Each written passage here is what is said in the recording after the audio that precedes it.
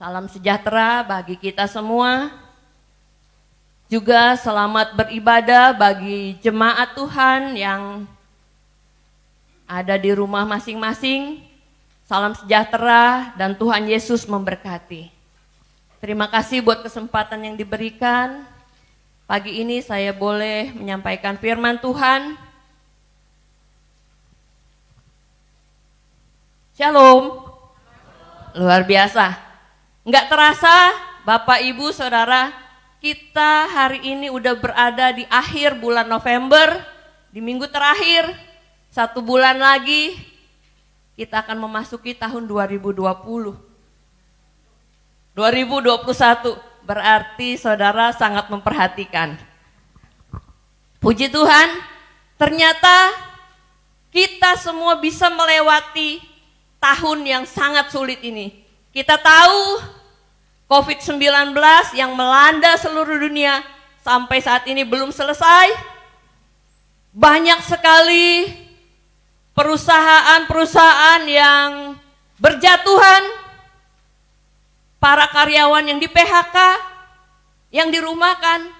Tetapi kita tahu tuntunan dan penyertaan Tuhan sampai saat ini terus menyertai setiap kami. Amin. Kalau dulu saudara, mungkin 5 tahun atau 10 tahun yang lalu, setiap hari itu kita sering lihat orang baca koran. Kalau sekarang sepertinya nggak pernah saya lihat lagi, semua orang bacanya lewat handphone.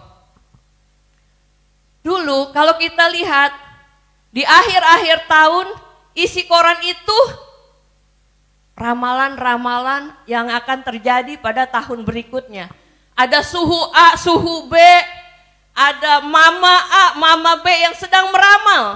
Sio ini akan begini, sio yang ini akan begini yang terjadi di dalam tahun yang akan datang. Juga tentang bintang-bintang saudara. Ada yang bintang Sagittarius, bintang Capricornus gitu. Semua meramal tentang apa yang terjadi di tahun yang akan datang. Tetapi kita semua tidak percaya akan hal tersebut. Kita hanya percaya Tuhan. Apa yang terjadi semua karena Tuhan, bukan apa kata peramal. Hidup kita ditentukan apa kata Tuhan.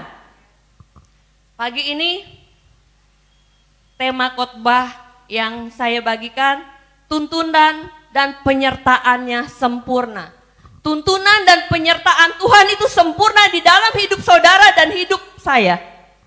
Amin. Mari kita buka firman Tuhan di dalam Keluaran 13 ayat 17 sampai 22. Keluaran 13 ayat 17 sampai 22. Kita baca bersama. Ini udah ada di layar. Perikopnya, Allah menuntun umatnya. Mari kita baca bersama, 2, 3. Setelah Fir'aun membiarkan bangsa itu pergi, Allah tidak menuntun mereka melalui jalan ke negeri orang Filistin. Walaupun jalan ini yang paling dekat, sebab firman Allah, jangan-jangan bangsa itu menyesal apabila mereka menghadapi peperangan, sehingga mereka kembali ke Mesir. Tetapi Allah menuntun bangsa itu berputar melalui jalan di padang gurun menuju ke Laut Teberau. Dengan siap sedia berperang, berjalanlah orang Israel dari tanah Mesir. Musa membawa tulang-tulang Yusuf, sebab tadinya Yusuf telah menyuruh anak-anak Israel bersumpah dengan sungguh-sungguh, Allah tentu akan mengindahkan kamu, maka kamu harus membawa tulang-tulangku dari sini. Demikianlah mereka berangkat dari Sukot dan berkemah di Etam, di tepi padang gurun. Ayat 21. Pada siang hari dalam tiang awan untuk menuntun mereka di jalan, dan pada malam hari tiap api untuk menerangi mereka, sehingga mereka dapat berjalan siang dan malam. Dengan tidak beralih tiang awan itu tetap ada pada siang hari, dan tiang api pada malam di depan bangsa itu. Luar biasa saudara, penyertaan Tuhan. Betapa Tuhan sangat mengasihi bangsa Israel. Dia tuntunnya keluar dari perbudakan, Kita tahu bangsa Israel berada di Mesir kurang lebih 400 tahun lamanya. Dia selalu menyertai umatnya. Allah begitu mengasihi bangsa ini. Bangsa Israel adalah bangsa kesayangan Tuhan. Ada 3 poin yang saya akan bagikan pagi hari ini. Pertama, Allah memiliki rencana yang indah bagi umatnya. Bukan hanya umat Israel, tetapi kita semua adalah umatnya. Saudara dan saya adalah umat Tuhan. Tuhan ingin membebaskan bangsa Israel, ya bangsa kesayangan dari penderitaan perbudakan di Mesir. Allah memperhatikan dengan sungguh penderitaan bangsa ini. Israel berada di Mesir ketika terjadinya kelaparan melanda bumi selama 7 tahun, termasuk di daerah Kanaan tempat keluarga Yakub berada yang disebut Israel.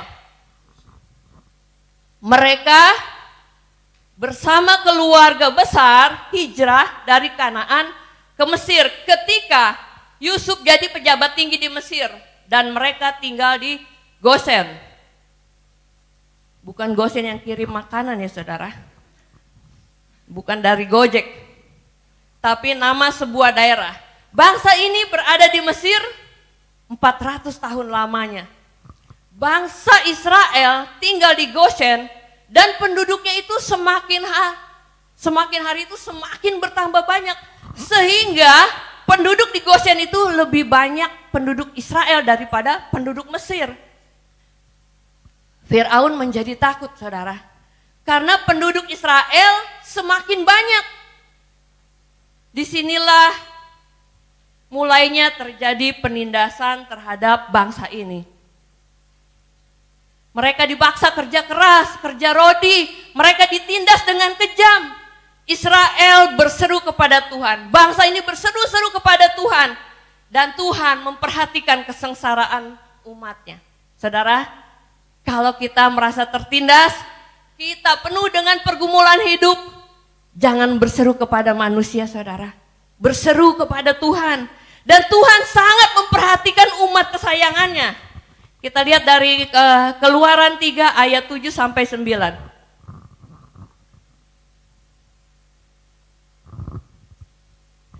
Mari kita baca bersama saudara. Keluaran 3 ayat 7 sampai 9. 2, 3. Dan Tuhan berfirman, Aku telah memperhatikan dengan sungguh kesengsaraan umatku di tanah Mesir. Dan aku telah mendengar seruan mereka yang disebabkan oleh pengerah-pengerah mereka. Ya, aku mengetahui penderitaan mereka. Sebab itu aku telah turun untuk melepaskan mereka dari tangan orang Mesir dan menuntun mereka keluar dari negeri itu ke suatu negeri yang baik dan luas. Suatu negeri yang berlimpah-limpah susu dan madunya.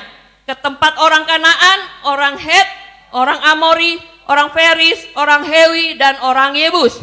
Sekarang seruan orang Israel telah sampai kepadaku. Juga telah kulihat betapa kerasnya orang Mesir menindas mereka. Allah tidak pernah menghendaki umatnya menderita saudara. Melainkan Allah menghendaki umatnya hidup berkelimpahan di tanah Kanaan. Seperti orang tua yang begitu mengasihi anaknya, begitulah Tuhan. Orang tua yang mengasihi anaknya tidak akan sampai hati ketika melihat anaknya menderita. Apalagi sampai ditindas, pasti dengan sepenuh tenaga, sekuat tenaga akan membebaskan anaknya. Apapun akan dilakukan orang tua terhadap anaknya. Ini Tuhan lebih lagi saudara, Dia penguasa, Dia yang berkuasa atas dunia ini. Bagaimana dengan kita saudara? Apakah kita juga menjadi umat pilihannya Tuhan? Tuhan turun untuk menolong umatnya saudara. Tuhan mendengar teriakan orang Israel. Dia turun tangan. Dia mempunyai rencana yang indah bagi umatnya. Saudara dan saya adalah umatnya. Umat pilihannya, umat kesayangannya. Tuhan mempunyai rencana yang indah bagi saudara dan bagi saya. Tapi kenapa saudara?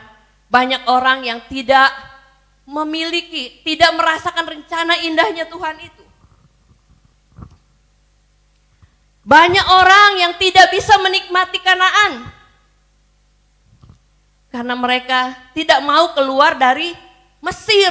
Mereka tidak mau keluar dari perbudakan. Mungkin sekarang ini bukan lagi kita budak sebagai orang kerja rodi, kerja paksa. Tetapi yang sekarang terjadi adalah budak dosa. Banyak orang yang tidak mau keluar dari budak dosa. Apa budak dosa itu? Ya contohnya pornografi, perzinahan, iri hati, kepahitan, perselisihan, dan banyak lagi. Banyak orang tidak bisa menikmati Kanaan, hidup kelimpahan, karena terus bergelut di dalam dosa, saudara. Di sini Tuhan mau menuntun umatnya keluar dari perbudakan. Tuhan mau juga menuntun kita keluar dari perbudakan dosa. Kanaan berbicara tentang hidup kelimpahan. Hidup berkelimpahan, jangan berpikir cuma karena harta dan kekayaan. Tidak, saudara. Tapi kita hidup berkelimpahan adalah mempunyai pola pikir, hati kita, pikiran kita, kelakuan kita yang terus terkoneksi dengan Tuhan. Bukan dengan harta kekayaan, tetapi kelimpahan di dalam Tuhan. Kita mempunyai hubungan yang intim dengan Tuhan, hubungan yang selaras dengan Tuhan. Itu kelimpahan di dalam Tuhan, saudara. Banyak orang yang tidak mau meninggalkan Mesir. Banyak orang yang tetap betah berada di Mesir. Banyak orang yang tetap betah di dalam perbudakan. Mari pagi hari ini, saudara-saudari, bapak, ibu semua, kita harus mau meninggalkan Mesir. Kita harus mau hidup meninggalkan dari perbudakan yang ada di dalam hidup di dunia ini. Tuhan begitu mengasihi umatnya. Tuhan begitu mengasihi saudara dan saya. Dia mau membawa kita keluar dari Mesir. Yang kedua, Allah sangat mengenal umatnya. Allah tahu siapa saudara dan siapa saya. Allah tahu kekuatan saudara, Allah tahu kemampuan saudara. Dia tidak akan membawa kita melewati jalan yang kita tidak sanggup melewatinya. Penyertaan dan tuntunannya sangat sempurna, saudara. Keluaran 13 ayat 17. Silakan dibuka. Saya akan bacakan. Setelah Fir'aun membiarkan bangsa itu pergi, Allah tidak menuntun mereka melalui jalan ke negeri orang Filistin, walaupun jalan ini yang paling dekat. Sebab firman Allah, jangan-jangan bangsa itu menyesal apabila mereka menghadapi peperangan, sehingga mereka kembali ke Mesir. Allah tidak membawa bangsa Mesir ini melewati negeri orang Filistin, padahal jalan tersebut adalah jalan yang terdekat. Allah tahu bangsa ini belum siap untuk berperang melawan orang-orang atau negeri yang dijumpainya, karena pasti akan dihadang, saudara. Karena bangsa Israel sekian lama hidup dalam perbudakan, mereka tidak terlatih, mereka cuma biasa hidup tertekan, hidup sebagai budak. Allah menuntun mereka lewat padang gurun. Walau ada jalan terdekat, tapi Tuhan tidak membawa mereka lewat jalan tersebut. Ada jalan pintas, saudara. Seringkali di dalam hidup kita gini, ada jalan pintas ini, tetapi itu bukan yang terbaik. Tuhan bilang kamu harus lewat sana, berputar, dan berputar. Tapi itu jalan yang terbaik buat umatnya, bukan jalan pintas. Seringkali, saudara, dalam hidup ini, manusia cari jalan pintas, mau enaknya sendiri, mau gampang, padahal itu bukan jalan yang terbaik. Keluaran 13 ayat 18 katakan demikian. Tetapi Allah menuntun bangsa itu berputar melalui jalan di padang gurun menuju ke laut Teberau. Dengan siap sedia berperang, berjalanlah orang Israel dari tanah Mesir. Allah bukan hanya merencanakan yang baik dalam hidup umatnya, tetapi dia melakukan hal-hal yang terbaik. Ini yang dilakukan oleh Allah, ini yang dilakukan oleh Tuhan bagi umatnya. Dia tidak mengizinkan bangsa Israel melewati wilayah orang Filistin. Padahal itu dekat, tapi tidak baik bagi mereka. Tuhan tidak mengizinkan mereka melewati jalan pintas. Tuhan tahu mereka belum sanggup berperang, lalu dibawanya lah bangsa ini lewat jalan lain. Apakah lewat padang gurun tidak ada masalah? Tetap ada masalah, saudara. Selama kita hidup, dimanapun kita berada, selalu ada yang namanya masalah. Lewat padang gurun, bangsa Israel pun tetap ada masalah. Dia tetap dikejar oleh Firaun, dikejar oleh pasukan Mesir. Kiri kanan padang gurun, di depan laut Teberau, belakang pasukan Mesir mengejar mereka. Tapi Allah selalu menolong mereka. Dia buka jalan di lautan. Ketika berada di padang gurun, panas terik, tidak ada air untuk minum. Tuhan buat mata air di padang gurun. Hebat Tuhan, luar biasa. Tuhan sanggup memenuhi setiap kebutuhan mereka. 40 tahun bukan waktu yang singkat berputar-putar di padang gurun. Cerita tentang padang gurun, sebuah padang yang panas terik, ketika malam dinginnya pun sangat ekstrim. Tidak ada kehidupan. Kalau saudara datang ke Mesir menuju Israel, saudara akan diperlihatkan pemandangan yang begitu gersang. Ketika panasnya sangat ekstrim. Ketika malam hari dinginnya pun sangat ekstrim. Sepertinya tidak ada kehidupan. Tetapi Tuhan memimpin bangsa ini 40 tahun di padang gurun. Sepertinya tidak ada kehidupan. Tetapi bangsa ini tetap makan selama 40 tahun, tetap minum selama 40 tahun. Semua itu karena pemeliharaan Tuhan sempurna bagi umatnya. Begitu juga dalam kehidupan kita, Bapak Ibu. Seringkali ketika keadaan sepertinya tidak memungkinkan, semua nampak sulit, seperti tidak ada kehidupan ke depan. Jangan lihat apa yang ada di hadapan kita, tapi kita harus memandang kepada Tuhan, bahwa Allah sanggup memenuhi kebutuhan kita, Allah sanggup memelihara umatnya. Yang ketiga, Allah tahu apa yang dibutuhkan oleh umatnya. Tuhan tahu apa yang dibutuhkan oleh saudara dan saya. Dalam kejaran musuh, laut dia buka jalan. Dipimpin tiang awan dan tiang api. Mari kita lihat firman Tuhan di Keluaran 13 ayat 21 sampai 23. Keluaran 13 ayat 21 sampai 23, demikian firman Tuhan. Tuhan berjalan di depan mereka pada siang hari dalam tiang awan untuk menuntun mereka di jalan. Dan pada waktu malam dalam tiang api untuk menerangi mereka. Sehingga mereka dapat berjalan siang dan malam. Dengan tidak beralih, tiang awan itu tetap ada pada siang hari dan tiang api pada waktu malam di depan bangsa itu. Yang namanya melewati padang gurun tadi saya sudah katakan, siang hari panasnya sangat ekstrim, malam hari dinginnya sangat ekstrim juga. Tuhan tahu apa yang dibutuhkan bangsa ini, Tuhan tahu apa yang dibutuhkan umatnya. Siang hari panas, dia siapkan tiang awan memayungi bangsa ini. Malam hari Tuhan siapkan tiang api. 40 tahun selalu disertai oleh Tuhan. Kalau saudara baca di Bilangan 9 ayat 15 sampai seterusnya, itu pimpinan Tuhan luar biasa, saudara. Pimpinan Tuhan ketika mereka membangun kemah, tiang awan menaungi mereka. Ketika awan itu terangkat, berarti mereka harus siap-siap untuk berangkat pindah. Malam hari tiang api menerangi mereka, bukan hanya untuk menghangatkan badan mereka, tetapi sebagai penerangan supaya mereka bisa berjalan siang dan malam. Dan api itu akan berhenti ketika tiang api berhenti, maka umat itu akan berhenti. Ketika tiang awan berjalan, umat itu harus berjalan. Ada waktunya tiang awan itu Berdiam berarti bangsa itu harus berdiam.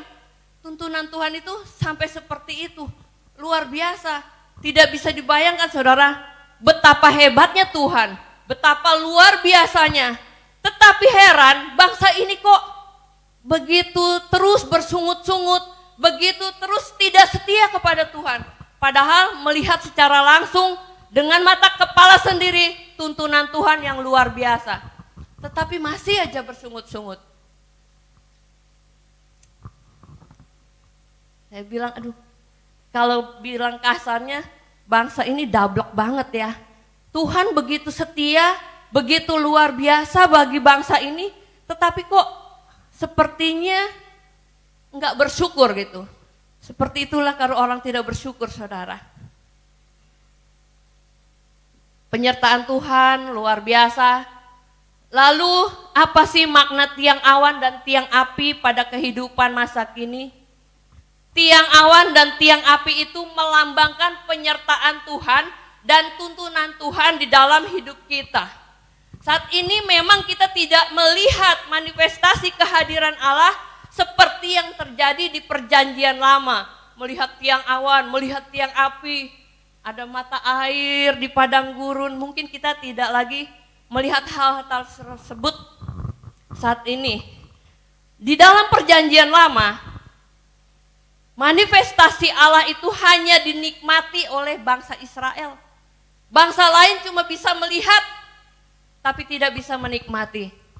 Tidak merasakan tuntunan Tuhan, tidak merasakan pemeliharaan Tuhan yang sangat luar biasa. Tetapi di dalam perjanjian baru lebih lagi saudara, Tuhan memanifestasikan dirinya bagi semua orang percaya. Saudara dan saya adalah orang percaya.